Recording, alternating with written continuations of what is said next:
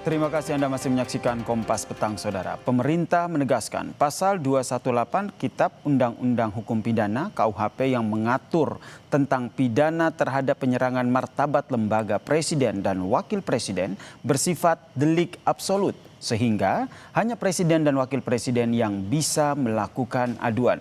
Menurut pemerintah, pasal ini dibuat untuk membedakan antara tindakan penghinaan dengan kritik yang ditujukan kepada kebijakan presiden. Menteri Hukum Sutarman Andi Atgas mengatakan pasal tersebut tidak akan digunakan untuk membungkam kritik. Ia menyebut terdapat perbedaan jelas antara kritik dengan penghinaan. Karena itu, penghinaan presiden dan juga wakil presiden tidak bisa digunakan untuk menjerat pihak yang mengkritik kebijakan presiden. Saya rasa tadi sudah sangat clear ya kita jelaskan bahwa yang pertama ini bukan pasal yang baru ya. Kemudian yang kedua harus dibedakan antara mana yang kritik, mana yang penghinaan.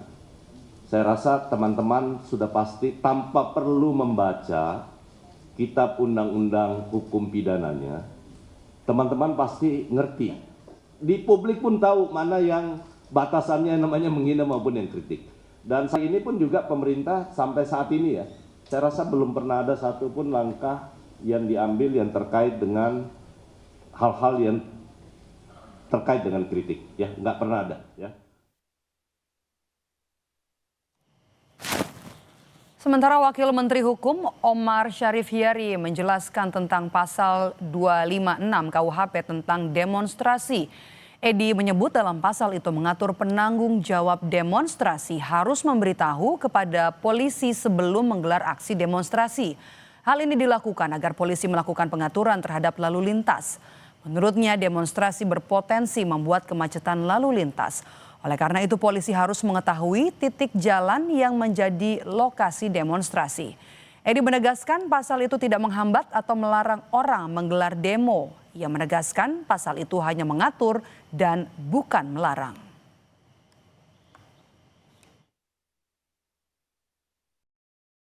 Intinya harus memberitahukan kepada polisi. Kata-kata di situ adalah memberitahukan, bukan izin. Mengapa pasal ini harus ada? Ya, sekali lagi mengapa pasal ini harus ada? Karena ini berdasarkan pengalaman yang pernah terjadi di Sumatera Barat, di mana sebuah mobil ambulans yang membawa pasien itu, dia mati di dalam karena terhadang oleh demonstran. Jadi tujuan memberitahu ke aparat keamanan supaya bisa mengatur lalu lintas. Demonstrasi kita menjamin kebebasan berbicara, tetapi kita harus ingat juga bahwa ada hak dari pengguna jalan. Sementara itu, Saudara, masyarakat sipil untuk pembaharuan KUHP mendeklarasikan Indonesia darurat hukum.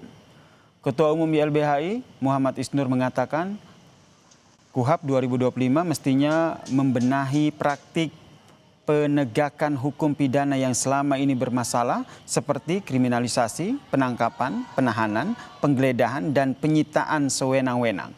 Namun KUHP baru tidak menyasar beragam persoalan tersebut.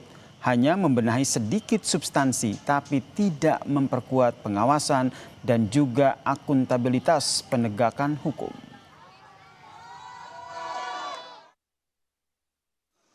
Mana orang sangat mudah digeledah, ditangkap, disita barangnya, dipermalukan, dapat tindakan-tindakan yang tidak manusiawi. Itu adalah potret di mana Indonesia gambarannya seperti itu. Dan harusnya KUHP itu memperbaiki itu semua ya. KUHP dalam prosesnya kemudian hanya memperbaiki tapi nambah-nambah sedikit tapi tidak memperbaiki bagaimana memberikan pengawasan yang ketat dan akuntabel kepada penegak hukum. Ya, bagaimana polisi nangkap nahan ya masih bisa nahan sendiri gitu. Bagaimana bisa menggeledah, menyita, memblokir bahkan rekening, akun media sosial dan lain-lain. Selepas jeda, Saudara, kami kembali dengan informasi puluhan rumah di Desa Tabiang, Banda Gadang, Kota Padang terancam ambruk akibat diterjang arus sungai pasca banjir bandang.